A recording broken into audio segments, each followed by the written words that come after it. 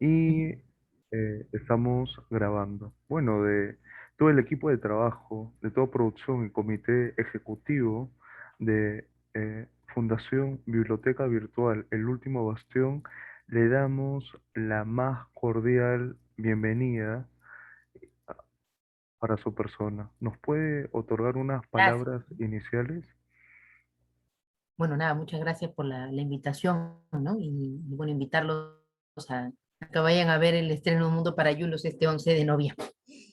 Tienen que animarse a ir al cine. Si no van al cine, se va a desaparecer el cine. Que mucha gente ya no está yendo al cine. De nuestra parte y por la envergadura de su persona, nos va a permitir realizar un pequeño esbozo, una pequeña pincelada de toda su larga y muy fructífera trayectoria. ¿Le parece? Bueno, bueno, gracias. Ujú. Doña, bueno, como es del común saber, doña Rosana Díaz estudió literatura en la Universidad Católica del Perú, como algunos de nosotros llamamos muy cariñosamente Cato. Eh, y cine en España, concretamente en la Escuela de Imagen y Sonido de La Coruña, que es una de las más respetadas, y la Escuela de Cinematografía y Audiovisual de Madrid. Por su vez, eh, por la Universidad La Coruña también hizo estudios de doctorado en Filología Hispánica. Nosotros recordamos, tenemos a bien recordar ese libro de cuentos, Los Olvidados, quien, como también es del común saber, obtuvo el segundo lugar del Premio Nacional de Narrativa año 2005. Sus cuentos han ganado premios literarios tanto en España y, como no, hay que decirlo, en Perú. Su primer largometraje, Viaje a Tombuctú, es del año 2013, el cual se estrenó, si es que la memoria no falla, porque a veces es un poco traicionera, a mediados del año 2014. Y como usted ha tenido a bien mencionar, en noviembre se va a estrenar Un Mundo para Julius. Y bueno, uno de los primeros tópicos que queríamos abordar era casi un tipo de mensaje como en tono de ensoñación, que siempre enfrentarse a los clásicos resulta una especie de binomio entre aterrador y tentador al mismo tiempo. Aterrador porque uno sabe eh, que no solo se enfrenta a los amplios recursos de la literatura, mucho más cimentados que los del cine, sino que se enfrenta también a esa fértil imaginación de los lectores.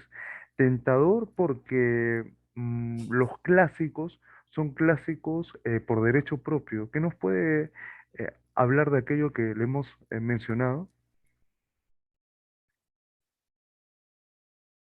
Bueno, si has mencionado estas dos cosas, ¿no? Que es la fascinación y al mismo tiempo el terror, ¿no? Digamos, de enfrentarse a un clásico como este.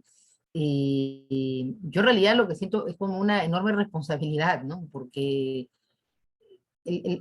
creo que hay algo muy bueno en todas las adaptaciones, ¿no? Y que es que de alguna manera va a llevar a la gente a revisar la novela. O sea, desde los que van a leer por segunda vez la novela después de muchísimos años, hasta la gente mucho más joven que no ha leído la novela, porque me consta, porque yo soy profesor y estoy siempre con gente joven, y la mayoría saben qué cosa es un mundo para Julio, saben que es muy importante, pero no la han leído. Entonces, para mí, digamos, lo que más me gustaría sería que de alguna manera se regrese a la novela, ¿no? Gracias a la adaptación. O sea, siempre una adaptación es un terreno ganado para la literatura, ¿no? Entonces ya por ese lado estoy contenta de que eso vaya a suceder, ¿no? De alguna manera, ¿no? Es imposible que no suceda, ¿no?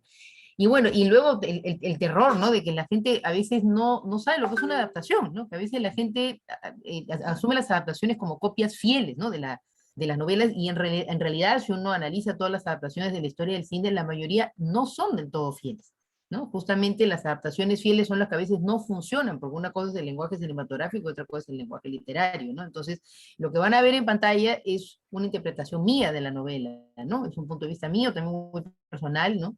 Y claro, evidentemente van a reconocer la historia ahí de Julius, la que más recordará a la gente, digamos, el conflicto principal de Julius, los personajes principales, todos los que viven en la familia de Julius, los empleados de la casa, en fin, o sea, están ahí, ¿no? Todos los personajes que todo el mundo recuerda con mucho cariño, ¿no?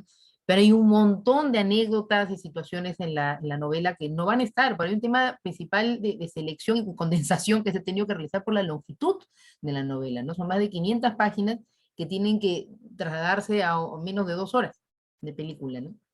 Entonces, para todas estas personas que me preguntan, porque todos los días me escriben, es una locura, me escriben, ¿va a estar tal cosa en la película? ¿Va a estar tal personaje en la película? Que claro, es como que hay un personaje preferido de esa persona y que de repente es un personaje muy secundario, ¿no? Y que la gente quiere verlo, ¿no? O una manera en la cual quieren ver algo. Por ejemplo, yo recuerdo mucho esto de que mucha gente se había imaginado a Julius Rubio, no sé por qué razón se ha imaginado a Julius Rubio, ¿no? Por ninguna parte en la novela dicen que el niño es rubio, ¿no? Pero hay gente que tiene, ahí lo ha imaginado el personaje así y me escribe, me dice, pero ese niño es muy lindo, pero no es un niño rubio. Entonces, claro, como que su imaginación era otra. Entonces, es difícil enfrentarse a un público, digamos, que tiene un Julius en su cabeza, una Cintia en su cabeza, una Vilma en su cabeza y una Susana en su cabeza, etcétera, ¿no? Entonces, bueno, es como cualquier proceso de adaptación. Yo creo que a todas las adaptaciones les ha pasado eso cuando se trata de grandes novelas, ¿no? Pero hay que verlas, en realidad yo sé que esto es imposible, ¿no? Pero hay que verlas como dos entes separados, ¿no? O sea, son dos obras artísticas distintas, ¿no? Una basada en la otra, pero hay que verlo así. Yo sé que la gente no lo puede ver así, ¿no? Es como una cosa que viene de muchos años atrás, que no hay forma de que no lo vean así, pero así se debería de ver las adaptaciones cinematográficas, ¿no? Claro, y ello trasviene la pregunta si es posible hallar estructuras fílmicas en obras literarias o viceversa, y un tópico que usted también lo ha adelantado de manera muy magistral, que es cuánto de esa experiencia cinematográfica acumulada hasta el momento pasa a los escritores contemporáneos, y es algo muy, muy sublime. Así es, ¿no? Claro, la gente se olvida de toda esta retroalimentación que ha habido entre la literatura y el cine desde el origen, digamos, de esta difícil relación, hay que decirla, ¿no? Pero porque a veces ha habido como un divorcio entre la literatura y el cine y a veces ha habido una unión, porque la gente se olvida que incluso las primeras películas, la mayoría fueron adaptaciones, además, ¿no? Y es más, cuando empezó en la historia del cine, digamos, la idea de adaptar obras literarias importantes, que ahora empezaron con muchos clásicos además, fue también un poco como para darle al cine, quitarle un poco de esta idea de algo circense, algo que sea constante para un entretenimiento de carpa de circo, ¿no? Porque así fue el comienzo del cine, ¿no? Entonces era como que querían darle un nivel un poco más alto al cine adaptando clásicos, ¿no? Y curiosamente, queriendo acercarse a una burguesía lectora, lo que hicieron fue acercarse a gente que, digamos, era de un extracto más popular y que lo que hicieron fue leer por primera vez esas novelas. Eso es lo que nunca se cuenta en la historia de las adaptaciones, ¿no? Que de repente alguien que no leía, de repente empezó a leer porque le gustó esa película, o bueno, se interesó al menos, ¿no? Por esa película, ¿no? Entonces fue un objetivo, pero al final se cumplió otro objetivo, ¿no? Y eso desde el inicio, ¿no? De la relación, digamos, estamos hablando de cine mudo, ¿no? Y bueno, y hasta la fecha, digamos, siempre hay, ¿no? Esta eterna discusión, ¿no? De si hay que ser fiel o no hay que ser fiel, si hay que mantener el espíritu del autor. Yo siempre pienso que en realidad lo que es importante en una adaptación es mantener el corazón, ¿no? De la obra original, ¿no? Y que la intención que llevó al autor a escribir esa obra literaria original sea la misma intención que llevó al autor cinematográfico, ¿no? Porque cuando ya hay una intención completamente opuesta, ahí donde realmente pueden empezar los problemas, con casos excepcionales, magistrales, como por ejemplo, no sé, La Naranja Mecánica, por ejemplo, de Stanley Kubrick, ¿no? Que él justamente hizo todo lo contrario, ¿no? O sea, él adaptó la novela, pero el final era con una intención absolutamente distinta de la de Anthony Burgess, que fue el autor original, ¿no? Y de la obra literaria, ¿no? Pero bueno, era Stanley Kubrick y en esa época hacía lo que le daba la gana, ¿no? Entonces, él es una excepción dentro de esta regla de mantener, digamos, como una misma, eso, un mismo corazón, un mismo espíritu, como le quieras llamar, ¿no?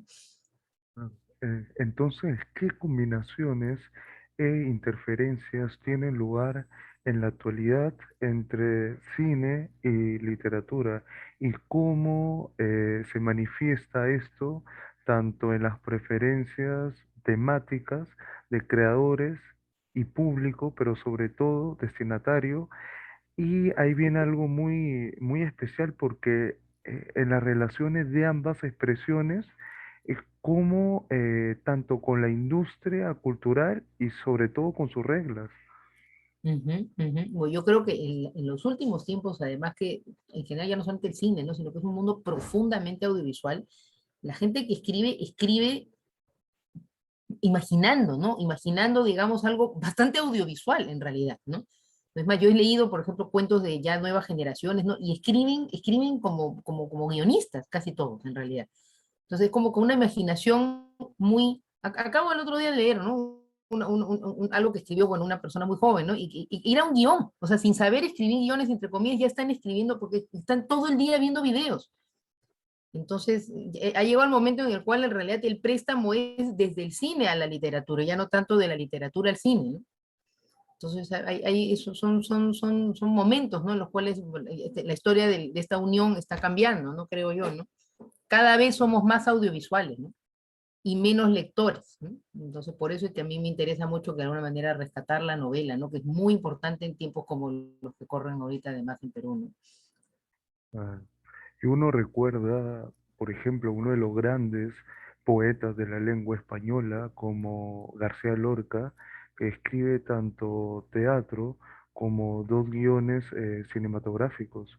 Por ejemplo, uno recuerda a Benavente, Jacinto, que Ujú. estrena en el año 1929 su obra Vidas Cruzadas, a la que en el subtítulo encontramos cine drama, y lo cual esto lleva una vinculación muy tenue, pero también pertinente al interés que demostró el autor español tanto por el cine, que incluso lo lleva a fundar la productora en Madrid. Entonces, tenemos, por ejemplo, más tarde que este no solamente preside una ambiciosa compañía cinematográfica, sino que en su primer momento a Benavente lo avala de una manera muy, muy espectacular. Y se ve de primera mano que don Alfredo Bryce, un hombre que cuida mucho las formas, las maneras, sobre todo que se encuentre un trabajo muy bien cuidado, un juego de cámaras eh, bien, bien estructurado, l- se puede evidenciar ello. Y bueno, eso que tú me has dicho, bueno, en general hay un montón, ¿no? De autores, o sea, es que hay de todo, ¿no? Hay como autores literarios que han estado unidos al cine, ¿no? Y también cineastas que han estado unidos a la literatura. Está todo profundamente unido, yo creo, ¿no? En realidad, ¿no? Yo creo que desde la primera vez que leemos algo, no estamos imaginando películas siempre. Todos los lectores de alguna manera imaginan una película cuando están leyendo una novela, ¿no? O un cuento, ¿no? Claro. Y entonces el cine, y sobre todo con su espectacular producción, podemos encontrar prácticamente casi todo a la vez, entre poesía, pintura, cómo no, pensamiento, hasta esbozo de filosofía, porque el cine no solamente se atribuye que es propio de la literatura, sino que ésta brinda a ella unas posibilidades infinitas que quizás el autor muy pocas veces concibió, donde cada palabra puede darle al espectador infinitos universos. Y ya nos comentaba Jean-François que un film es casi una escritura con imágenes. Sí, efectivamente. Bueno, y ese es la única arte en la cual están todas, ¿no? En realidad, ¿no? Porque como acabas de decir, está la música, está la pintura, está la fotografía, está la literatura, está también el teatro, o sea, es todo, o sea, como que todas las artes justamente del cine, ¿no? En realidad, hay que saber un poco de todo en realidad para poder hacer una película, ¿no? Claro. Su primer contacto con el escritor, con el autor de Un Mundo para Julius, ¿cómo usted lo pudo connotar? ¿Un poco sereno? con una forma muy, muy grata de cordialidad. Quizás la recibió su persona en su departamento, quizás pudo conversar con don Alfredo en ese gran sofá beige que la mayoría conoce, siempre con piernas Ujú, cruzadas y esperando casi de manera asidua que se empiece, porque es un Alfredo Bryce que ya ha cumplido una edad más que relevante, y como bien decimos ahí, los escritores bien vividos y gozados. ujú, ujú. No, bueno, yo todas las reuniones, casi todas, ¿no? Bueno, también obviamente en algún momento he podido ir a su casa, me he invitado a su cumpleaños, estas cosas, ¿no? Pero yo tengo con él una relación muy cordial, es mi amigo, ¿no? En realidad todo fue diferente. Siempre quedamos a almorzar, esa era siempre la manera en la que nos veíamos, ¿no? Es más, desde la primera vez que quedamos para poder firmar, ¿no? Todo el tema de los derechos de la novela, ¿no?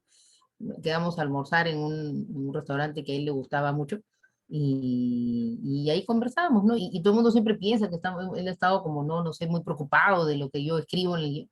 Y él me ha dejado en completa libertad, ¿no? Y siempre cuando conversamos, conversamos de otras cosas, conversamos de otras películas, de otros libros, de lo que pasa en Perú. O sea, en realidad nuestra relación es como de hablar de las cosas que habla cualquier amigo, ¿no? En realidad, ¿no?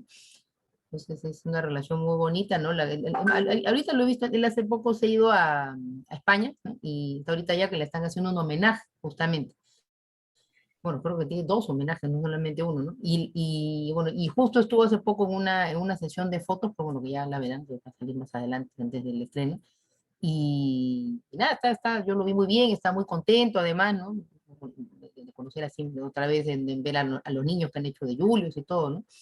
Él está contento con el proyecto en realidad, ¿no?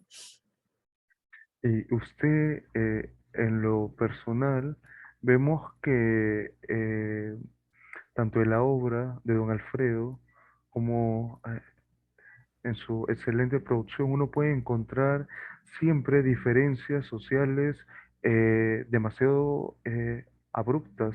Casi el Perú hasta el día de hoy parece que no ha cambiado tanto. Entonces, ¿cómo usted puede connotar esa distancia que separa a esa primera novela que tanto éxito tuvo y por ahora sigue siendo tan leída, y cómo bueno, usted ya nos lo comentó, eh, su gran producción no solamente va a relanzar a la palestra Un Mundo para Julius, sino que va a tener otras aristas, tópicos distintos, en que las personas se puedan inmiscuir, sino que se va a relatar casi en primera persona.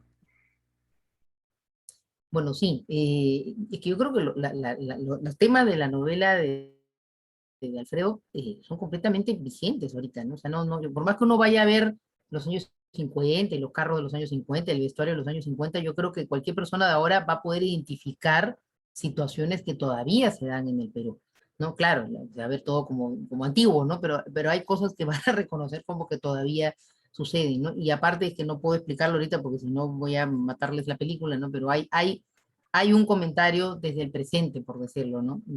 Acerca de estos temas también, ¿no? Y todo visto, digamos, desde un punto de vista también de la ternura, ¿no? Porque todo esto es desde el punto de vista de un niño, ¿no? Entonces, a mí me parece que es un momento para revisar lo que somos, ¿no? Todos los problemas que tenemos, digamos, como sociedad, ¿no?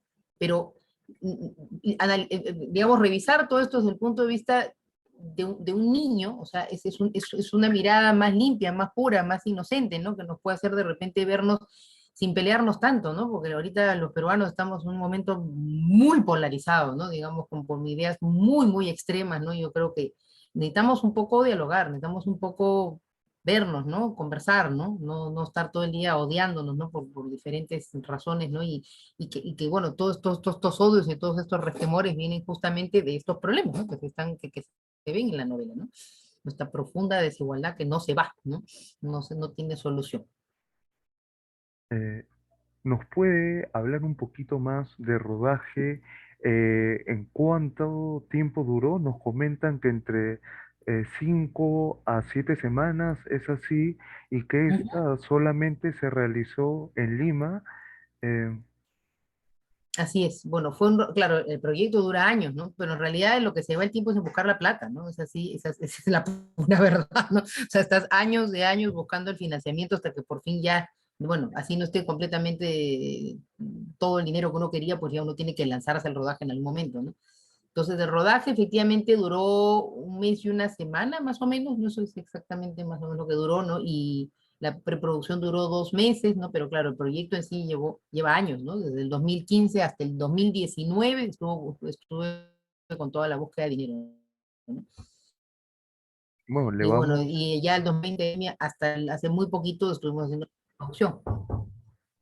Años, de años, ¿no? En realidad, los proyectos de película duran así siempre, ¿no? Porque mientras uno busca el dinero, se da una etapa de reescritura del guión, o sea, hay Mm, muchas versiones del guión, o sea, de ese guión inicial que yo entregué a la agencia literaria para poder pedir los derechos a la fecha, digamos, hubo, no sé, creo que ha habido como 10 12 versiones de guión, más o menos, ya no sé ni cuál fue la que llegó a rodaje, pero son muchísimas, ¿no?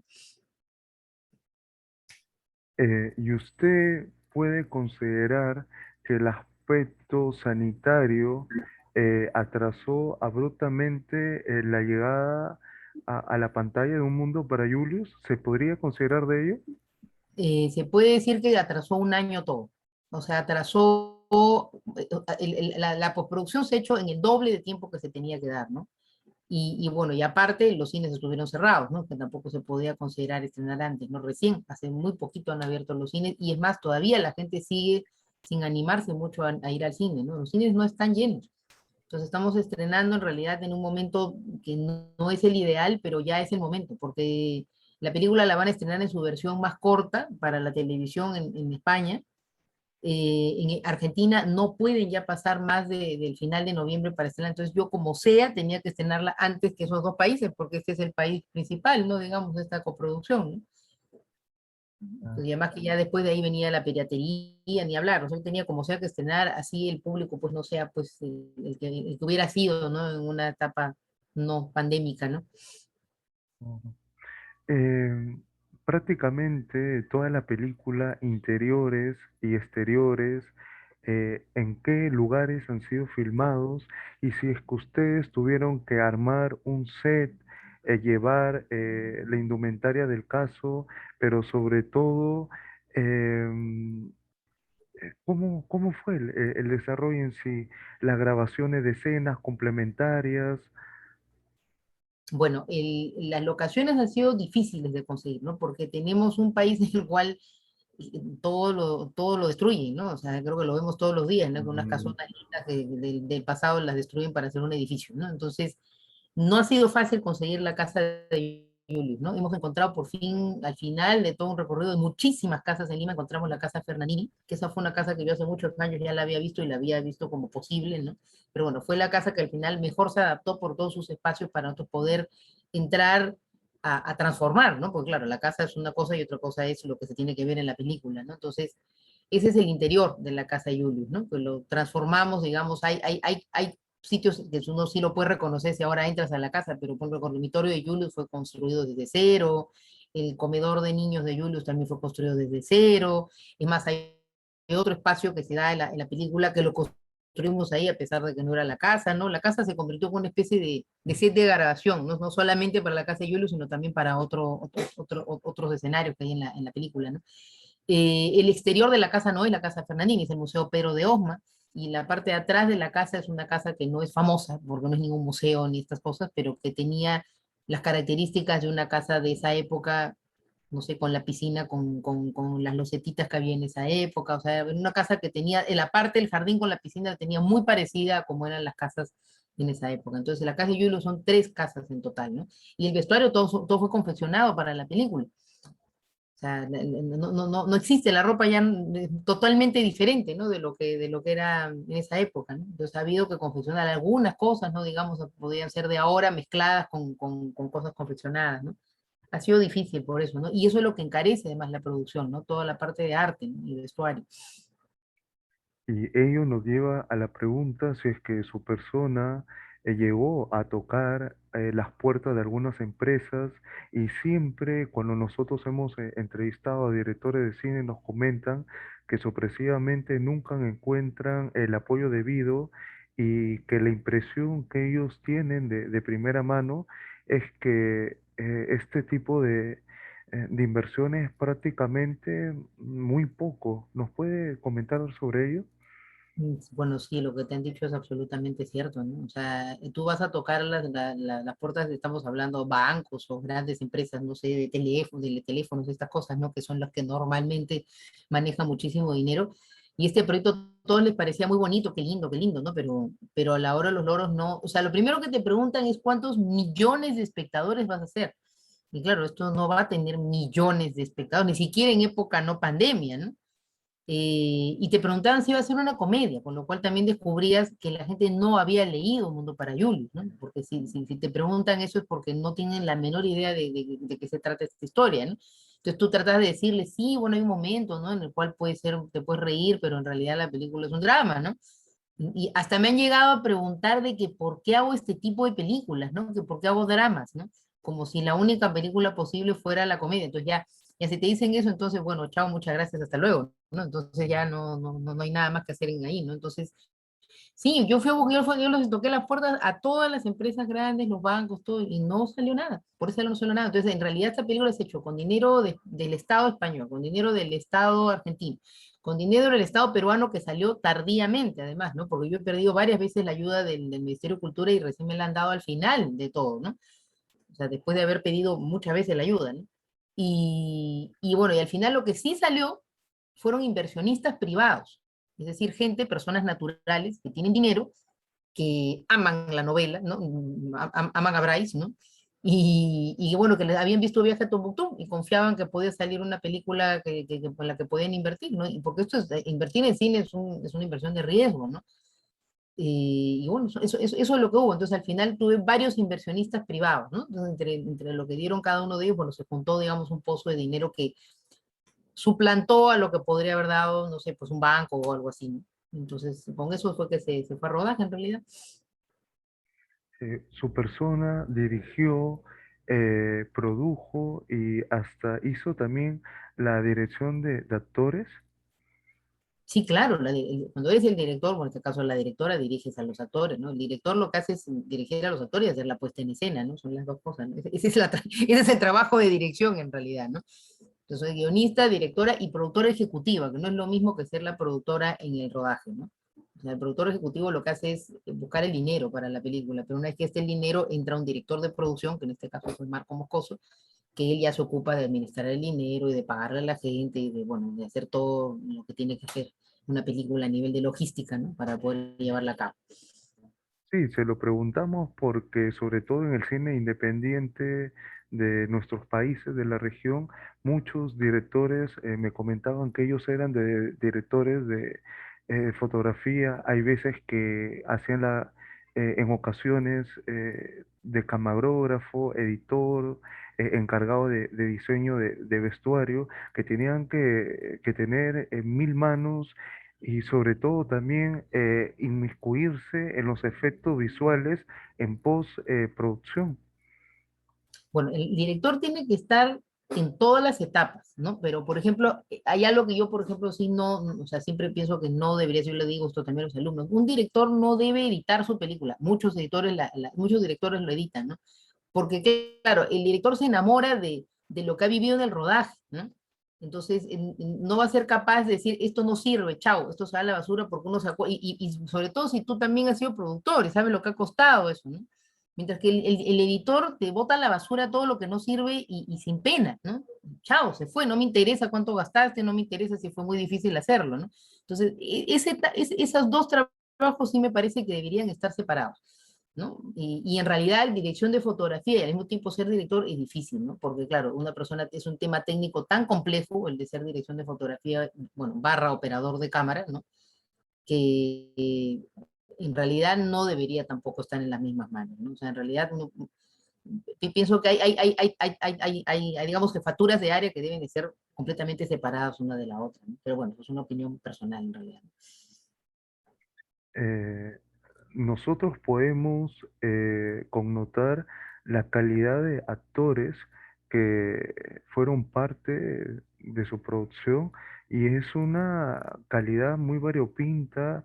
Cada uno de ellos le va a dar una sensación muy sublime eh, a su película y lo tenemos, por ejemplo, a Don Nacho, a Don Fernando, a doña Antonieta, a don Gonzalo Torres, que es muy, muy amigo de la casa, es cómo fue ese ambiente de familiaridad con ellos. Se comenta que usted tiene hasta un rigor muy exacto, pero también le da apertura a cada uno de ellos. ¿Nos puede comentar al respecto? Bueno, todos ellos, todos los que has mencionado, ¿no? Que son los actores adultos, todos son muy profesionales, ¿no? O sea, en realidad, o sea, son actores que tú no les tienes que tampoco dar tantas indicaciones para que ellos entiendan perfectamente lo que tienen que hacer, ¿no? Yo los elegí además porque tenían un perfil muy claro, parecido, digamos, al personaje, ¿no? Que iban a interpretar, ¿no? No es que han tenido que transformarse así en seres completamente distintos, ¿no? Y claro, con ellos el trabajo fue muy sencillo, en realidad, ¿no? Ningún problema con ninguno de los actores o actrices, ¿no? Pero con los niños que nunca en su vida habían actuado, ¿no? Eso, digamos, ahí estaba el trabajo más duro, ¿no? Pero los niños, la niña y el niño mayor, Julius Mayor, ellos al final se han comportado como adultos. O sea, son chiquitos que al final ha sido muy difícil, muy fácil, por decirlo, ¿no? Llevarlos, ¿no? En la dirección de, los ensayos le sirvió de mucho para llegar a la película sin problemas, y el que sí dio trabajo fue el más pequeñito, ¿no? Porque era un chiquito de 4 años, ¿no? Y un chiquito que no estaba muy consciente de lo que estaba haciendo en realidad, ¿no? Él estaba feliz de la vida jugando a ser Julius, ¿no? Y nunca fue muy consciente de que estaba en un rodaje de una película. Cuando se acabó el rodaje, la mamá me llamó desesperada para que le hable porque el niño quería regresar a jugar a la casa de Julius y ya no lo estaban llevando. Entonces, claro, no sabía lo que era un rodaje de una película en realidad, ¿no? No sé si todavía, no sé si lo sabe en este momento, ya tiene 6 años, ¿no? Pero de repente cuando se ve en pantalla grande, ahí es donde se va a dar cuenta de dónde ha estado, ¿no? Es muy probable, ¿no? Entonces ha sido muy bonito porque ha sido un trabajo con actores completamente nuevos, ¿no? Y con una inocencia y un candor, digamos, de un niño que por primera vez en su vida actúa, ¿no? Y con gente muy, muy profesional, ¿no? Que se han llevado todos muy bien. Además, no sé, un equipo en el cual todo el equipo ha sido muy, muy, muy, muy, muy, muy unido, ¿no? O sea, no hubo problemas en realidad, ¿no? Porque casi siempre en los rodajes, no sé, hay algún tipo de conflicto, pero acá no hubo conflictos entre ninguno de los miembros del equipo artístico, por decirlo, ¿no? Nosotros, previamente a esta entrevista, nos hemos reunido con una cantidad un poco vasta de escritores y entre ellos habíamos quedado casi en la conclusión de que su producción se va a connotar también sobre esa influencia en la narrativa de Bryce, concretamente en Mundo para Julius, de esa burguesía europea, de la clase alta de la sociedad limeña. ¿Nosotros en verdad vamos a encontrar ello o es un poco de mera especulación de parte de nosotros? Bueno, lo que se va a ver efectivamente es una clase alta de esa época, una clase alta casi aristocrática, ¿no? De esa época, ¿no? O sea, la casa de Julius es eso, ¿no? Es una especie de pequeño palacio, ¿no? Acá en la ciudad de Lima en los años 50, ¿no? Con, digamos, un montón de empleados de servicio. Bueno, lo que se lee en la novela está, ¿no? Digamos, en ese sentido en la película, ¿no? Entonces, sí, se va a ver ese mundo representado. Yo creo que, porque muchas veces me han preguntado que por qué no he hecho un mundo para Julius en la actualidad, ¿no? Que por qué, porque claro que el encanto de la novela es justamente ver un mundo pasado, ¿no? Es un mundo pasado, pero que al mismo tiempo te está hablando del presente, ¿no? Creo que el encanto justamente es eso, ¿no? Entonces, el trabajo, el reto fue justamente evocar toda esa época también, ¿no? Eh, Su producción, Un Mundo para Julius, ya forma parte desde ya de esa gran selección oficial de varios festivales internacionales de cine, como, qué sé yo, el de San Diego, el de Austin, y ello para usted, ¿cómo lo tomó? Al parecer, usted es sumamente serena, es como si ya en las postrimerías supiera que es ávido de todo ello. Bueno, los festivales en etapa de pandemia claro, me da alegría, ¿no? Que la película está allá, ¿no? Pero tampoco era tan fácil viajar ahora para allá, ¿no? O sea, yo ahorita, por ejemplo, yo no tenía la posibilidad por temas familiares, ¿no? Bueno, hace poco falleció mi papá y yo quería quedarme con mi mamá porque justo era su cumpleaños, ponerlo al festival, en fin, la cosa es que por temas personales yo no he viajado, ¿no? La película está viajando solita. Y claro, ahorita todavía sigue en el Festival de San Diego, ¿no? Y ahorita, bueno, hoy ha empezado el Festival de Austin, por ejemplo, ¿no? Y nada, a mí lo que me sorprende bastante es que en Estados Unidos han entendido muy bien la película. Es bien alucinante porque la gente me escribe, ¿no? Me ha escrito, los mismos programadores me han escrito, les gusta mucho el Julius Mayor, por ejemplo. Todo el mundo me habla de él, ¿no? De que, what a great performance, me pone, ¿no? Como que bien el niño, ¿no? Entonces, en general a los americanos les gustan las películas que lo que ellos llaman coming of age, ¿no? Que es un género, ¿no? Que es el género de niños o adolescentes que pierden la inocencia, ¿no? Entonces, y eso es lo que es Un Mundo para Julius, ¿no? Acá no es un género, ni siquiera tiene nombre ese género en realidad, ¿no? Porque es un drama, ¿no? Es más aburrido el nombre del género, ¿no? Pero a ellos les gusta eso, ¿no? Y a mí lo que me ha gustado más de todos estos festivales es que dos de ellos, por ejemplo, tienen todo un programa que aparte de lo que la gente, los adultos pueden estar yendo a ver en el festival, tienen un programa que es para estudiantes. Entonces, ahorita la película la están viendo en un montón de colegios en Estados Unidos, ¿no? Que entonces es una película que recomiendan para los profesores, para las clases de español, para las clases de cultura latinoamericana, ¿no? Entonces, para mí es maravilloso pensar que ahorita hay un montón de chicos, me han dicho, como algo así como 2000 colegios que están viendo la película, porque o sea, la han elegido para eso, para que se discutan temas, ¿no? Y están las etiquetas, ¿no? De los temas de racismo, de clasismo, ¿no? De desigualdad, ¿no? O sea, todos los temas que yo quiero que vean acá, ¿no? También, ¿no? Pero bueno, los han visto, o sea, los americanos han entendido perfectamente la película, ¿no? Y me parece alucinante en realidad, ¿no? Que a veces uno dice, bueno, para mí es una alegría enorme y una satisfacción también, ¿no? Porque que una historia peruana se convierta en universal, ¿no? De alguna manera, ¿no?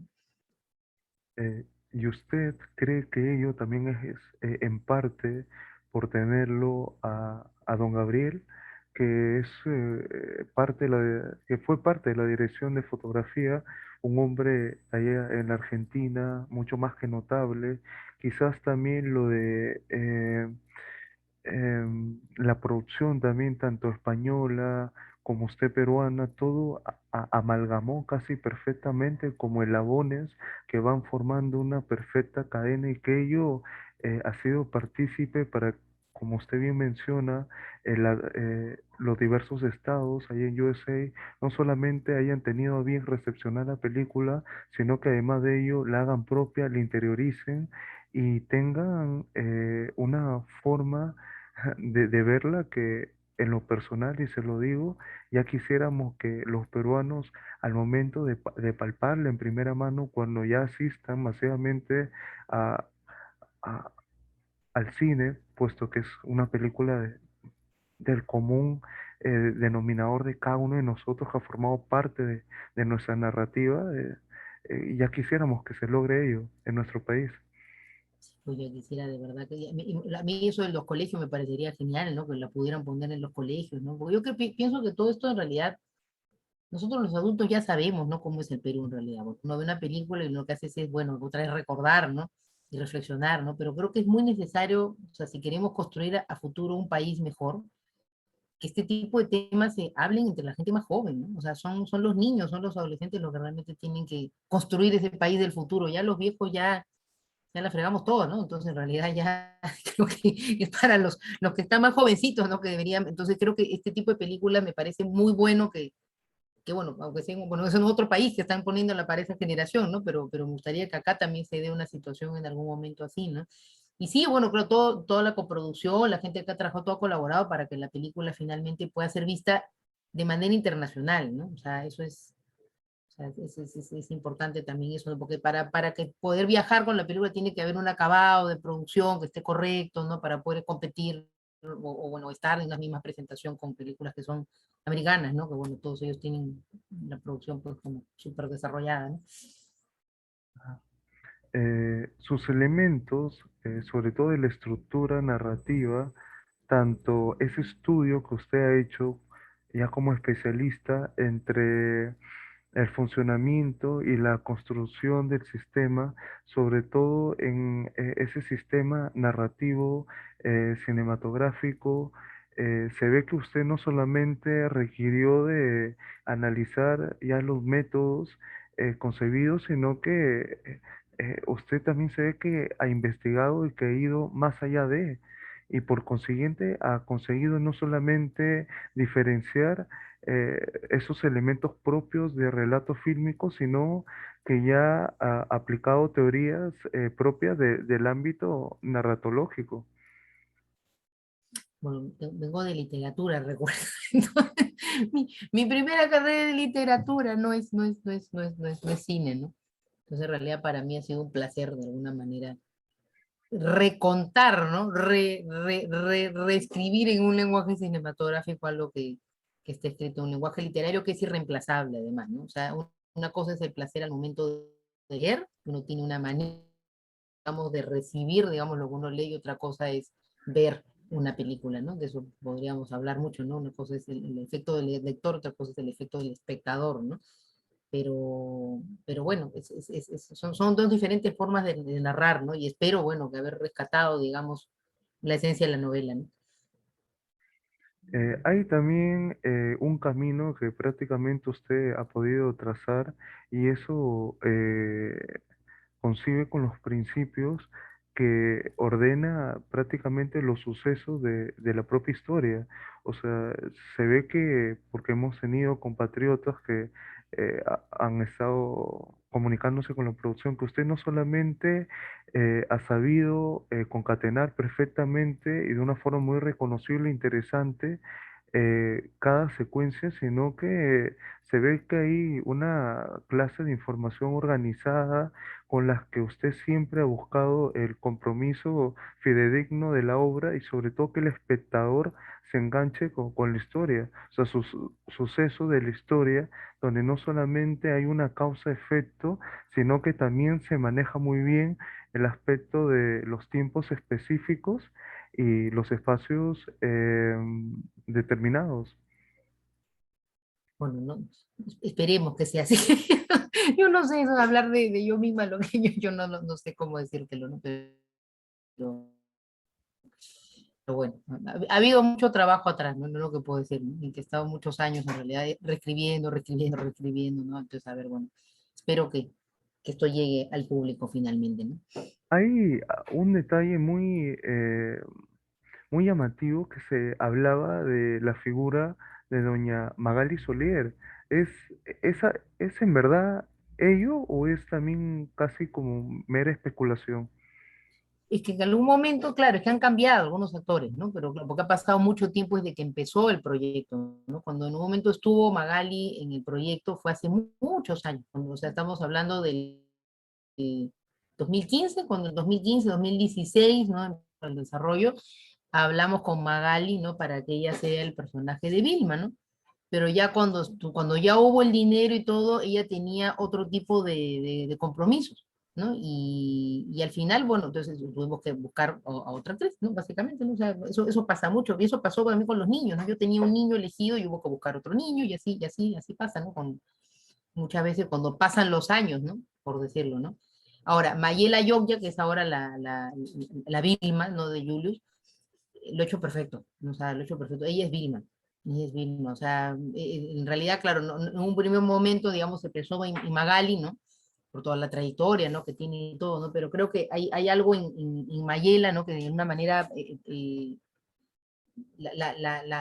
digamos, la relación entre ella con el niño, o sea, se siente, ¿no? En la pantalla, ¿no? Se siente y en realidad te da mucha pena, ¿no? Todo lo que pasa en realidad con ella, ¿no? Entonces lo hizo muy, muy bien, la verdad, ¿no? Cuando usted surcaba estudios en Madrid, casi a principios del año 2000, ¿usted tenía esa percepción que en algún momento iba a adaptar una obra del calibre y de la magnitud de Un Mundo para Julius a la pantalla grande? Porque sabemos que se siguen cursos de guión adaptado, pero creo que en aquellos años se veía como algo utópico, descabellado, pensar que ello se podía llevar y sobre todo eh, en Perú. Bueno, cuando me enfrenté por primera vez a tratar de adaptar la novela, que eso fue un ejercicio de escuela hace muchísimos años, en el 2003, 2004, y claro, en ese momento era imposible, ¿no? Yo era un estudiante, entonces, pero sí tenía el deseo, ¿no? De en algún momento tener la posibilidad de adaptar la novela de verdad, ¿no? O sea, no como un ejercicio de clase, por decirlo, ¿no? Bueno, y ahí quedó, ¿no? Quedó como una semillita de algo que a ver si se podía hacer a futuro, ¿no? Sí, no, mucha gente me ha dicho que como estoy loco.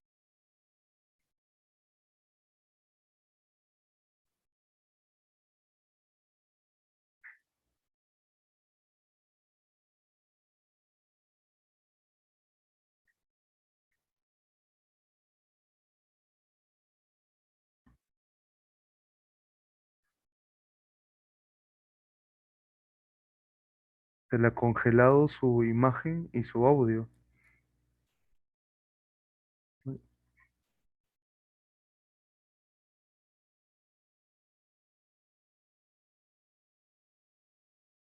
Se le ha congelado nuevamente.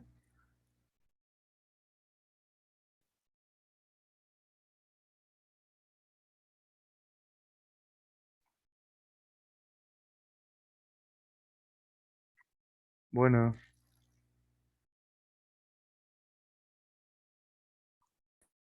se le congeló nuevamente. Me está comentando lo último de las salas.